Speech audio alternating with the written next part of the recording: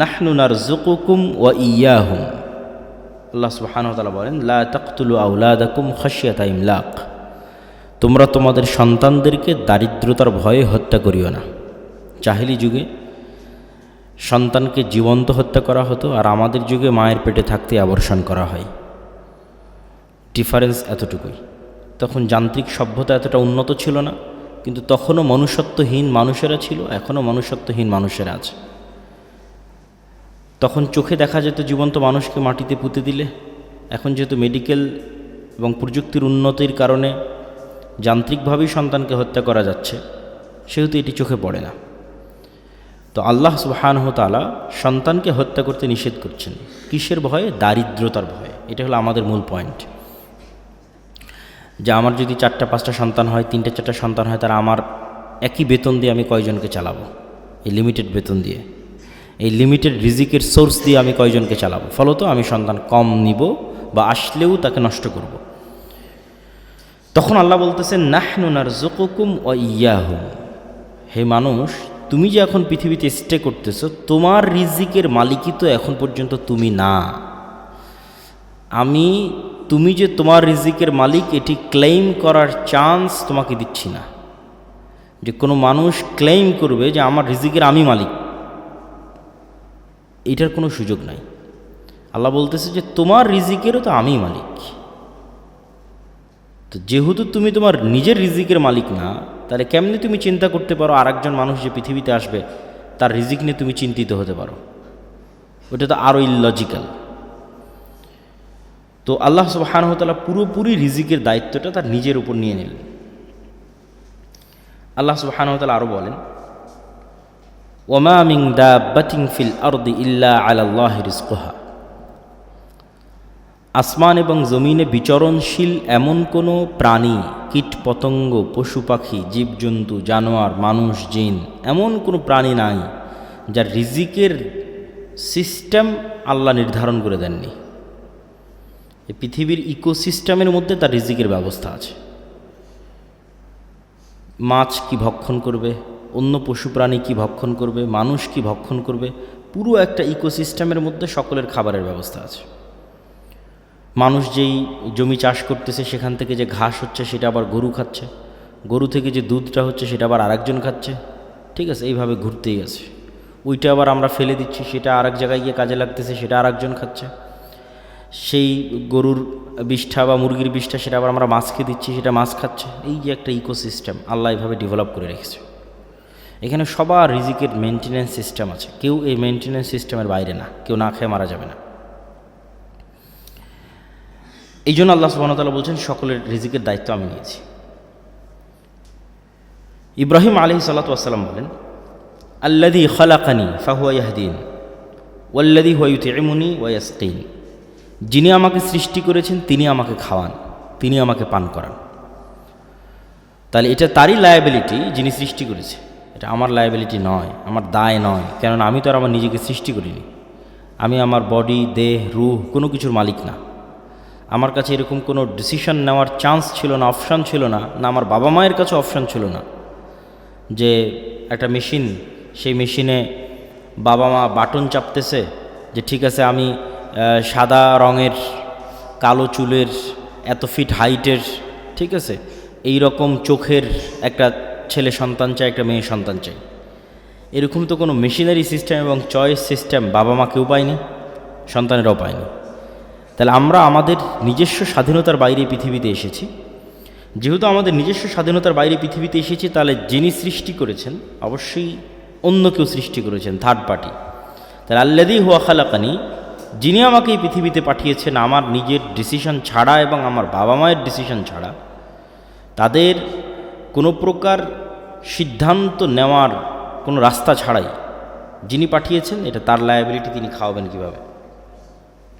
তবে যেহেতু পৃথিবীতে সব জায়গায় আল্লাহ রিজিক ছড়িয়ে রেখেছেন, এই জন্য আল্লাহ আদেশও দিয়েছেন যে তোমাদের চেষ্টা করতে হবে। যেমন আল্লাহ সুবহানাহু ওয়া তাআলা কোরআন মাজিদে বলেন, ফাবতাগু ইনদাল্লাহি রিজকা। তোমরা আল্লাহ সুবহানাহু তাআলার রহমত, বরকত ছড়িয়ে ছিটিয়ে থাকা রিজিক তোমরা অনুসন্ধান করো। ফাইদা কুদিয়াতিস সালাত ফান্তাশিরু ফিল আরজ ওয়াবতাগু মিন ফাজলিল্লাহ। যখন সালাত শেষ হয়ে যায় তখন তোমরা সমগ্র পৃথিবীতে ছড়িয়ে পড়ো, কেননা পৃথিবীর প্রত্যেকটা ইঞ্চি জায়গাতে আল্লাহ সুবহানাহু তাআলার রিজিক ছড়িয়ে ছিটিয়ে আছে। আল্লাহ সুবহানাহু তাআলার ছড়িয়ে ছিটিয়ে থাকা সেই রিজিক অনুসন্ধান করার জন্য তোমরা চেষ্টা করো। আর এক আয়াতে আল্লাহ সুবহানাহু তাআলা বলেন, হুয়াল্লাযী জাআলা লাকুমুল আরদা যালুলান ফামশু ফি মানাকিবিহা ওয়া কুলু মির রিজকিহি। দুনিয়ার মানুষ, এই জমিনে আল্লাহ রিজিকের সকল সিস্টেম দিয়ে রেখেছে। ফামশু ফি মানাকিবিহা, তোমরা এই জমিনের প্রত্যেকটা ইঞ্চি ইঞ্চি জায়গায় অনুসন্ধান করো, চলো, চেষ্টা করো। ওয়া কুলু মির রিজকিহি, এবং রিজিক বের করে নিয়ে আসার চেষ্টা করো। আমরাও দেখতে পাই যে আমাদের চারিপাশে কত রিজিকের রাস্তা, কিন্তু লোকলজ্জার ভয়ে, যেটা কেউ বলল এখানে বক্তা যে সামাজিক ট্যাবু, সেটির ভয়ে আমরা হয়তো একটা নির্দিষ্ট মাধ্যমকেই মনে করেছি এটি রিজিকের মাধ্যম, কোথাও আমার জব হবে, চাকরি হবে, এটি রিজিক। তো আসলে রিজিকের মাধ্যম লিমিটেড নয়, মানুষ চেষ্টা করলে অবশ্যই রিজিক পাবে, এবং চেষ্টা করবে কোন নিয়াতে সেটিও আমরা তুলে ধরলাম আপনাদের সামনে, যে চেষ্টা করবে এই নিয়াতে যে পৃথিবীতে যত রিজিকের ব্যবস্থাপনা আছে এগুলো সব কার দয়া, কার রহমত? আল্লাহর রহমত, আল্লাহর দয়া। ওইটা থেকে যখন আপনি বিমুখ থাকছেন আপনি অহংকারী, মানে আপনি জানেন যে এখানে একটা টাকা হালাল উপায়ে ইনকামের রাস্তা আছে, বাট আপনি করছেন না, মানে আপনি অহংকারী। আপনি আল্লাহর দয়াকে অবমূল্যায়ন করছেন, আল্লাহর রহমতকে অবমূল্যায়ন করছেন। এবং এটি নবীদের চিন্তা চেতনা ছিল। যেমন আইয়ুব আলাইহিস সালাতু ওয়াস সালাম একবার গোসল করছিলেন, তখন স্বর্ণের বৃষ্টি হচ্ছিল।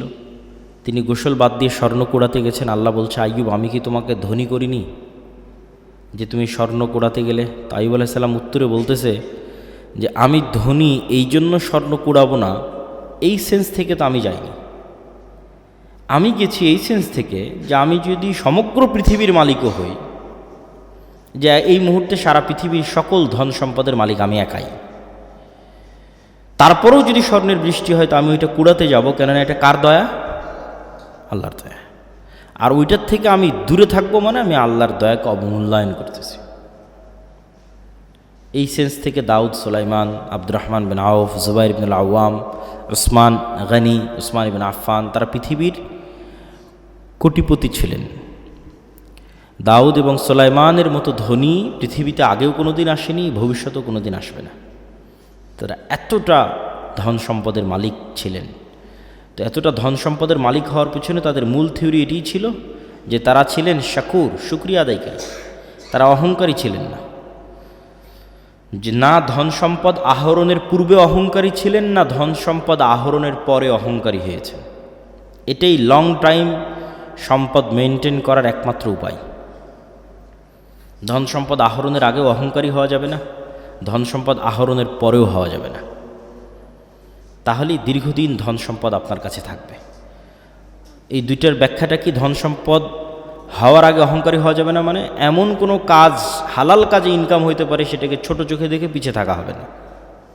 যে কোনো হালাল কাজকে যখন আপনি ছোট চোখে দেখে পিছিয়ে থাকবেন, তখন আপনি অবশ্যই অহংকারী, এই জন্য পিছিয়ে আছেন,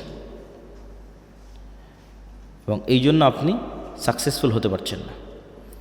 আর দ্বিতীয় যেটি, সেটি হচ্ছে ধন সম্পদ হওয়ার পরে অহংকারী হওয়া যাবে না। আল্লাহ সুবহানাহু ওয়া তাআলা বলেন, ইন্নাল ইনসানা খুলিকা হালুআ, আমি মানুষকে দুর্বল করে সৃষ্টি করেছি।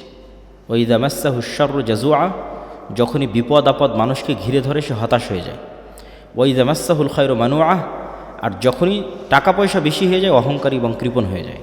তাহলে এই যে মানুষের দুইটা ডাইমেনশন, যে যখন চারিদিকে বিপদ ভীত সন্ত্রস্ত, যখন চারিদিকে টাকা পয়সা কৃপণ অহংকারী, এই দুটাই আল্লাহ অপছন্দ করেছে। এটা দুর্বল ব্যক্তিত্বের পরিচয়ক। আর শক্তিশালী পার্সোনালিটির পরিচয় কি? চারিদিকে বিপদ আপদ দেখলেও সে ভীত সন্ত্রস্ত হয় না, হতাশ হয় না, তার সৃষ্টিকর্তা আল্লাহর প্রতি ভরসা রাখে। আবার যখন কোটি কোটি টাকার মালিক হয় তখনও সে অহংকারী, পাপাচারী, অপচয়কারী হয় না, তখনও সে তার ন্যায় নিষ্ঠা বজায় রাখে। এই ব্যক্তিত্ব অর্জন করতে পারলে আপনার ধন সম্পদ আপনার কাছে দীর্ঘদিন কন্টিনিউ করবে। সম্মানিত উপস্থিতি, আমি আমার বক্তব্যকে দীর্ঘায়িত করতে চাই না। রিজিক অন্বেষণের প্রতি উৎসাহিত করতে গিয়ে একটি ছোট্ট ঘটনা বলে আমার বক্তব্য শেষ করব ইনশাল্লাহ। আব্দুর রহমান বিন আউফ যখন মক্কা থেকে হিজরত করেন তখন অত্যন্ত খালি, জীর্ণ শীর্ণ, রিক্ত হস্তে মক্কা থেকে মদিনায় গেছেন। মদিনায় যাওয়ার পর তিনি এক আনসারি মানে সাহায্যকারী, ইনভেস্টর, বেশিরভাগ আনসারি ছিল ইনভেস্টর, আর বড় বড় ব্যবসায়ীরা সব ছিল মক্কা থেকে আসা। কেননা by default, by nature, by born মক্কার কুরাইশরা হচ্ছে বিজনেসম্যান, যেটা আপনারাও জানেন যে আমাদের নবীর স্ত্রী খাদিজা রাদিয়াল্লাহু তাআলা আনহা অনেক বড় বিজনেসম্যান। আল্লাহর নবী তার বিজনেসের দায়িত্ব পালন করেছে, তিনিও বিজনেস বোঝেন। ঠিক আছে, বদরের যুদ্ধ হলো কেন? আবু সুফিয়ানদের কন্টিনিউয়াস বিজনেস চলতো সিরিয়ার সাথে। ওই বিজনেস যে রুটটা ছিল, ওই রুটটা আল্লাহর নবী ব্লক করে দিয়েছিল।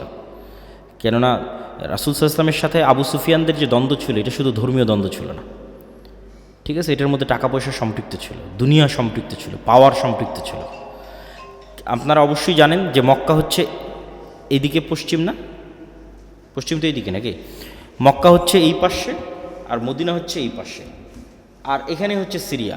তো মক্কায় হচ্ছে কুরাইশরা থাকে, তারা সমুদ্রের ধার দিয়ে, লোহিত সমুদ্রের ধার দিয়ে সিরিয়াতে বিজনেস করে। তো এই বিজনেস রুটে মধ্যে মদিনা। তো যখন মুহাম্মদ সাল্লাল্লাহু আলাইহি ওয়াসাল্লাম মক্কা থেকে হিজরত করে মদিনায় আসলেন, তখন তিনি বিজনেস রুট বন্ধ করে দিলেন। তো ওরা বিজনেস করবে কিভাবে? তখন তো যুদ্ধ অনিবার্য। এই জন্য কিন্তু বদর, উহুদ থেকে বাকি যে যুদ্ধগুলো হয়েছে, এই যুদ্ধগুলো এই কারণে যে মদিনা যত বেশি পাওয়ারফুল হবে, মক্কার ব্যবসা তত সংকীর্ণ হয়ে যাবে, কেন ব্যবসায় চলতো সিরিয়ার সাথে। তো এরা by nature, by default business করা জানতো। তো ওরা যখন ওখান থেকে মদিনায় আসছে, তখন মদিনার মানুষেরা টাকা পয়সা দিয়ে ইনভেস্ট করেছে। ঠিক আছে, তোমরা বিজনেস করো। আব্দুর রহমান বিন আউফকে বিজনেস করার টাকা দিয়েছে, জুবাইর ইবনুল আওয়ামকে বিজনেস করার টাকা দিয়েছে, উসমান ইবনে আফফানকে বিজনেস করার টাকা দিয়ে। এরা তো মক্কা থেকে পালিয়ে এসেছে, সবাই বড় বড় সাহাবী। কিন্তু এই প্রত্যেকটা বড় বড় সাহাবী অতি শর্ট টাইমে কোটিপতি হয়ে গেছে। তো আব্দুর রহমান বিন আউফ বললেন যে আমি তো উটের ব্যবসা বুঝি, আমাকে কিছু উট দাও, আমি আজকে থেকে বাজারে উটের বিজনেস শুরু করব। তো বাজারে যখন উটের বিজনেস শুরু করলেন, উনি একটা মূলনীতি মেনটেন করতেন। উট বিক্রি করার আগে বিভিন্ন অঞ্চল থেকে মানুষজন আসতো, উটের বাজারে, উটের হাটে উট উঠতো। যেমন আমাদের অঞ্চলে কুরবানির সময় গরুর হাট হয়, গরুর হাটে উট উঠতেছে। তো উনি উটের খুঁটিনাটি সম্পর্কে খুব অভিজ্ঞ ছিলেন। উটের নেচার, স্বভাব, উটের খাওয়া, উটের ফুড সিস্টেম, ঠিক আছে, উটের আবাস, বসবাস, উটের কালার, রং, শক্তি, সামর্থ্য, জীবন প্রণালী, বংশধারা, এভরিথিং সম্পর্কে খুব জানতেন। তো যে বিষয়ে মানুষ বিজনেস করুক, ওই বিষয়ে নলেজ না থাকলে তো আসলে সে বিজনেস করতে পারবে না। তো যেহেতু উনি উট বিষয়ে সবচেয়ে পারদর্শী, এই জন্য উনি উটের ব্যবসায় হাত দিলেন। উটের ব্যবসায় যখন হাত দিলেন, তখন একটা মূলনীতি ছিল ওনার, সেটা হচ্ছে হাইয়েস্ট সেল, লোয়েস্ট লাভ। ঠিক আছে, এবং এটা ছিল ওনার সবচেয়ে বড় পলিসি, যেই পলিসি দিয়ে উনি মানুষের বিশ্বাসযোগ্যতা অর্জন করেছে এবং ধনী হয়ে গেছেন, কোটি কোটি টাকার মালিক ছিলেন। তো এই জন্য মানুষ যখন উটের দরদাম করতে আসতো, উনি বলতেন ঠিক আছে আপনি কততে দরদাম মনে করেন ফাইনাল হলো, যে আমি এই জিনিসটা, এই উটটা, এই গরুটা 2 লাখ টাকায় কিনবো। তখন উনি নিজে থেকে ধরিয়ে দিতেন যে এই উটের কিন্তু এই সমস্যা আছে। তখন গ্রাহক আরও দাম কমাতো। তারপরে ধরেন 1,80,000-তে ফাইনাল হলো, উনি আর একটা সমস্যা ধরাই দিতেন। উনি বিক্রি করতেছেন, বাট উনি আবার সমস্যা ধরাই দিচ্ছেন। এটার মূল কারণটা ছিল উনি হচ্ছে অল্প মার্জিন লাভে জিনিস ছেড়ে দিতে চান, আর ওই কাস্টমারের বিশ্বাসযোগ্যতা অর্জন করতে চান, যেন ওই কাস্টমার ভুলেও আর সেকেন্ড কারো কাছে উট কোনো দিন ক্রয় করতে না যায়। তো ওনার প্ল্যান এটাই যে আমি যদি একটা পণ্য বিক্রি করে 500 টাকা লাভ করি, আর সেই জায়গায় যদি আমি 1000টা পণ্য বিক্রি করতে পারি 1 টাকা করে লাভ করি, তাহলে 1000টা পণ্য বিক্রি করলাম, 1 টাকা করে লাভ করলাম, লাভ হলো 1000 টাকা। একটা পণ্য বিক্রি করলাম, একটা পণ্যতে 500 টাকা লাভ করলাম, মানুষের বিশ্বাসযোগ্যতা অর্জন করতে পারলাম না। কোনো দিন মানুষ আশেপাশের বাজার তদন্ত করে আমার রেটটা যদি বেশি মনে হয় বা আমার কোনো ফলস ধরা পড়ে, সে আমার কাছে দ্বিতীয়বার আসবে না। তো দ্বিতীয়বার আমি কাস্টমারটাকে হারিয়ে ফেললাম। একবারের বেশি লাভ করতে গিয়ে আমার লং টাইম বিজনেসের যে ধারা, সেটি ধ্বংস হয়ে গেল। তো এই জন্য আমাদেরকে সবসময় লং টাইম প্ল্যান রাখতে হবে, দীর্ঘমেয়াদী প্ল্যান থাকবে, অল্প লাভে বেশি সেল করার পরিকল্পনা রাখতে হবে এবং বিশ্বাসযোগ্যতা অর্জন করার চেষ্টা করতে হবে। তাহলে অবশ্যই ব্যবসাতে বরকত হবে। আর দুনিয়া বিমুখতার যে হাদিসগুলো, ইসলাম সন্ন্যাসবাদ কখনোই নয়। এত বড় বড় কোটিপতি সাহাবি আছে, সব রাসূল সাল্লাল্লাহু আলাইহি ওয়াসাল্লামের জান্নাতের সুসংবাদপ্রাপ্ত 10 জন সাহাবি। যে 3 জনের নাম বললাম, উসমান গনি, তার নামই দেওয়া হয়েছে ধনী, গনি মানে ধনী। জুবাইর ইবনুল আওয়াম, তৎকালীন মদিনার ব্যাংকিং সিস্টেম উনি কন্ট্রোল করতেন। সবাই এসে তার কাছে টাকা জমা রেখে যেত, উনি মানুষের টাকার লেনদেন করতেন এবং উনি নিজেও কোটিপতি ছিলেন। ওনার বিশাল বাংলো বাড়ি ছিল মদিনাতে, যেটার কিছু ভগ্নাংশ, খণ্ডিত অংশ এখনও পাওয়া যায় মদিনাতে। বড় বড় সব খেজুর বাগানের মালিক ছিল। আর আরেকজনের নাম বললাম আব্দুর রহমান বিন আউফ। 3 জনই কোটিপতি, 3 জনই জান্নাতের সুসংবাদপ্রাপ্ত। তাহলে তো এটা বলার কোনো অপশন নাই, সুযোগ নাই যে ইসলাম সন্ন্যাসবাদকে সাপোর্ট করে, এটা বলার সুযোগ নাই। কিন্তু দুনিয়া বিমুখতার যে হাদিসগুলো বা দুনিয়া বিমুখতার যে ঘটনাগুলো, এগুলো হচ্ছে আপনাকে সাপোর্ট দিবে আপনার টাফ টাইম এবং হার্ড টাইমে। যখন আপনি সকল কিছু হারিয়ে ফেলতেছেন, উত্থান পতন আছে, পতনের দ্বার প্রান্তে দাঁড়িয়ে আছেন, তখন আপনি হতাশ হবেন না যদি রাসূল সাল্লাল্লাহু আলাইহি ওয়াসাল্লামের যে দুনিয়া বিমুখতার হাদিসগুলো আপনার জানা থাকে, তাকদীরের যে হাদিসগুলো সেগুলো যদি জানা থাকে, তাহলে আপনার সামনে যতই কঠিন সময় আসুক আপনি হতাশ হবেন না। এইটা হলো এটার বেনিফিট। মানুষ তো চেষ্টা করতেই থাকবে, চেষ্টা করাটাই মানুষের কাজ। কিন্তু যখন হার্ড টাইম আসবে তখন সে তাকদীরের কথা স্মরণে রাখবে, রাসূল সাল্লাল্লাহু আলাইহি ওয়াসাল্লামের দুনিয়া বিমুখ আচরণগুলোর কথা স্মরণে রাখবে। তো আল্লাহর নবীর দুনিয়া বিমুখ আচরণের 2টা হাদিস বলে এবং তাকদীরের একটা হাদিস বলে আমার বক্তব্য শেষ করব। রাসূল সাল্লাল্লাহু আলাইহি ওয়াসাল্লামের দুনিয়া বিমুখ আচরণের 2টা ঘটনা। একদিন একজন মেহমান আসছে, আমি শুধু বাংলা বলে যাচ্ছি, হাদিস সহিহ। একদিন একজন মেহমান আসছে আল্লাহ নবীর কাছে, এসে বলতেছে যে আমার রাস্তাঘাটে আমি সব কিছু হারিয়ে ফেলেছি, আমার একটু খাবারের ব্যবস্থা করতে হবে। এই 2টা ঘটনা আপনাদের একটু খুব মনোযোগ দিয়ে শুনতে হবে, আমাদের বক্তব্য শেষ। খাবারের ব্যবস্থা করতে হবে। আল্লাহ নবী লোক পাঠালেন তার স্ত্রীদের ঘরে, কিছু আছে কিনা খাবারের। তো ইন্ডিভিজুয়াল প্রত্যেকটা স্ত্রী এই অ্যান্সার দিয়েছে, ওয়াল্লাযী বা'আসাকা বিল হক, হে মুহাম্মদ সাল্লাল্লাহু আলাইহি ওয়াসাল্লাম, যে আল্লাহ আপনাকে সত্য নবী করে পাঠিয়েছে, সেই আল্লাহর শপথ করে বলতেছে আমাদের বাড়িতে পানি ছাড়া খাবার দেওয়ার মতো কিছু নাই। তো তিনি হচ্ছেন তৎকালীন বিশ্বের সর্বশ্রেষ্ঠ মানব, সকল যুগের সর্বশ্রেষ্ঠ মানব। তার বাড়িতে মেহমান এসেছে, মেহমানকে খাওয়াবেন, খাওয়ানোর মতো তার কোনো স্ত্রীর বাড়ি থেকে এ আনসার আসলো না যে এখানে একটা খেজুরের দানা আছে, তাকে খাবার হিসেবে দেওয়া যায়, বা আটা আছে সেটিতে রুটি তৈরি করে দেওয়া যায়, বা গোস্ত আছে দেওয়া যায়। সবাই বলেছে তাদের বাড়িতে শুধু পানি আছে, আর দেওয়ার মতো কিছু নেই। তো আল্লাহ নবী কী করবেন? তখন তিনি সালাতের পর সাহাবীদের বললেন, আচ্ছা কেউ কি আছো তোমরা আজকে একজন মেহমানের দায়িত্ব নিতে পারবা? তখন আবু তালহা বলতেছে রিস্ক নিয়ে, সেও আসলে ইন ডিটেলস জানে না, কিন্তু আল্লাহ নবীর এই অসহায় অবস্থা দেখে সে রিস্ক নিচ্ছে। আবু তালহা বলছে, আল্লাহ নবী ঠিক আছে, আমি আপনার মেহমানের দায়িত্ব নিচ্ছি। তো আবু তালহা কোনো প্রকার যাচাই বাছাই না করেই সে কিন্তু মেহমান কিনে বাড়িতে চলে গেছে। বাড়িতে গিয়ে স্ত্রীকে বলতেছে যে আচ্ছা আজকে তো আল্লাহ নবী আমাকে একটা কাজ চাপিয়ে দিয়েছে, একজন মেহমানের দায়িত্ব আমার উপর দিয়েছে, বাড়িতে কোনো খাবার আছে? তখন আবু তালহার স্ত্রী বলতেছে বাড়িতে তো বাচ্চাদের খাবার ছাড়া কোনো খাবার নেই, মানে ছোট 2-3টা বাচ্চা আছে, সেই 2-3টা বাচ্চাকে যে খাবার দিবে ওই খাবারটা ছাড়া কোনো খাবার নেই। তাহলে এখন করণীয় কি? তখন 2 স্বামী স্ত্রী মিলে পরামর্শ করেছে যে ঠিক আছে, এক কাজ করো, বাচ্চাদের খাবার না খাওয়াইয়েই ঘুম পাড়িয়ে দাও। বাচ্চাদের খাবার খাওয়ায়ও না, তাদেরকে না খাওয়াই ঘুম পাড়িয়ে দাও। আর মেহমানের সাথে তো মেজবানকে বসতেই হয়, মানে যাকে আপনি মেহমানদারি করাবেন আপনার বাড়িতে, যদি তাকে আপনি না বসেন সে তো অকওয়ার্ড ফিল করবে, বিব্রত বোধ করবে। তাহলে আমরা যখন একসাথে মেহমানের সাথে খেতে বসবো তখন কৌশলে বাতিটা নিভিয়ে দেওয়া হবে, স্বামী স্ত্রীর প্ল্যান। কৌশলে যখন বাতি নিভিয়ে দেওয়া হবে তখন আমরা খাওয়ার অভিনয় করতে থাকবো, কিন্তু আসলে আমরা খাবো না। কেন? বাচ্চাদের খাবার অনেক স্বল্প খাবার, যদি আমরাও 2 জন বাতি জ্বালিয়ে সেটার সাথে অংশগ্রহণ করি তাহলে মেহমানের খাবার বলে আর কিছু বাকি থাকবে না। তাহলে বাচ্চাদের ঘুম পাড়িয়ে দেওয়া হলো এবং স্বামী স্ত্রী 2 জন বাতি নিভিয়ে খাবারের অভিনয় করলো, আর মেহমান খাবার গ্রহণ করলো। পরের দিন রাসূলুল্লাহ সাল্লাল্লাহু আলাইহি ওয়াসাল্লাম বলতেছে, আবু তালহা তুমি কি করেছো? আল্লাহ তোমার উপর অনেক সন্তুষ্ট হয়েছে। তো কি করেছেন? তো এই ঘটনা। তো এটার থেকে আমাদের শিক্ষা কি? যে ওই যুগের যারা সর্বশ্রেষ্ঠ মানব তাদের এটি জীবন হিস্ট্রি এবং কালচার বলা হচ্ছে। সুতরাং আমি যদি আমার লাইফে এরকম কখনো কঠিন সময় ফেস করি তাহলে অবশ্যই তখনকার চাইতে খারাপ হবে না। তো ওই জন্য কনফিডেন্স রাখতে হবে। আরেকটা ঘটনা, যে 2টা ঘটনা বলতেছে, আরেকটা ঘটনা, একদিন রাসূল সাল্লাল্লাহু আলাইহি ওয়াসাল্লাম বাড়ি থেকে বেরিয়েছিল, সহিহ হাদিসের ঘটনা, সঠিক ঘটনা। তো ভর দুপুরে বের হয়েছে, রাস্তার মধ্যে দেখেন আবু বকর রাদিয়াল্লাহু তাআলা আনহু বাড়ি থেকে বেরিয়েছে।